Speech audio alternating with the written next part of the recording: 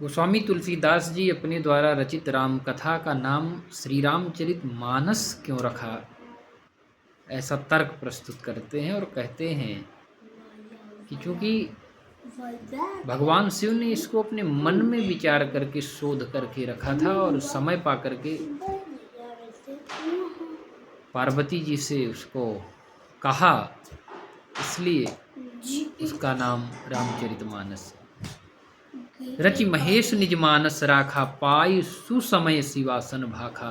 ताते रामचरित मानस बर, रख्यो नाम हिय हेरि हरसि हर। शिव जी ने इसलिए प्रसन्नता पूर्वक उसका नाम श्री रामचरितमानस रखा। और दूसरा कारण यह है कि तुलसीदास युगबोध से प्रेरित हैं और वह मध्यकालीन युगबोध जहाँ हर राजा के राजमहल में या राजमहल के बाहर रानियों को स्नान करने के लिए या पीने के लिए सरोवर निर्मित होते थे, या राजमहल के ही नहीं बल्कि जल के स्रोत के रूप में पूरे राज्य में इस तरह के सरोवरों का निर्माण किया जाता था, जहाँ पथिक, जहाँ वणिक, राहगीर पानी पी सके, विश्राम कर सके। और गोस्वामी जी भी राम की कथा को एक सरोवर का स्वरूप प्रदान करते हैं और बड़ी सुंदर युक्ति से यह वर्णन करते हैं कि कैसे उस सरोवर में राम और सिया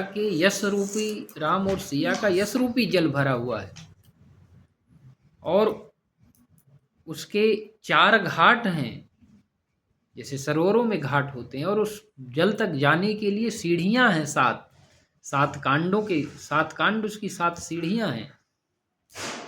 और ये 4 घाट कौन है? कहते हैं कि सुठि सुंदर संवाद वर, विरचे बुद्धि विचार, त्यहि यही मानस सुभग सर, घाट मनोहर 4। ये घाट 4 हैं उस राम कथा रूपी सरोवर में पहुंचने के लिए।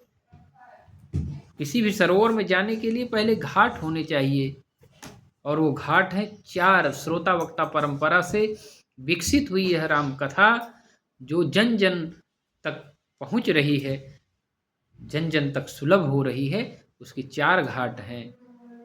पहला है भुषुंडी गरुण संवाद, दूसरा शिव पार्वती संवाद, तीसरा याज्ञवल्क भरद्वाज संवाद, और चौथा तुलसीदास और संत संवाद। इसके माध्यम से यह कथा बढ़ती है और यही 4 घाट हैं जो सामान्य मनुष्य के लिए उस रामचरित रूपी सरोवर में पहुंचने का माध्यम है। और उसमें उतरने के लिए, उस जल में, उस सरोवर में उतरने के लिए इन्होंने 7 सोपान बनाए, 7 सीढ़ियां बनाई। वो 7 सीढ़ियां बाल कांड, अयोध्या कांड, अरण्य कांड, किष्किंधा कांड, सुंदर कांड, लंका कांड और उत्तर कांड। सप्त प्रबंध सुभग सोपाना, ज्ञान नयन निरखत मन माना, रघुपति महिमा चरित अबाधा, बरनब स्वई बरिबार यगाधा, राम सीय जल सलिल सुधासम, उपमा बीच विलास मनोरम। 7 कांड ही इस मानस की सरोवर की सुंदर 7 सीढ़ियां हैं, जिनको ज्ञान रूपी नेत्रों से देखते ही मन प्रसन्न हो जाता है। श्री रघुनाथ जी की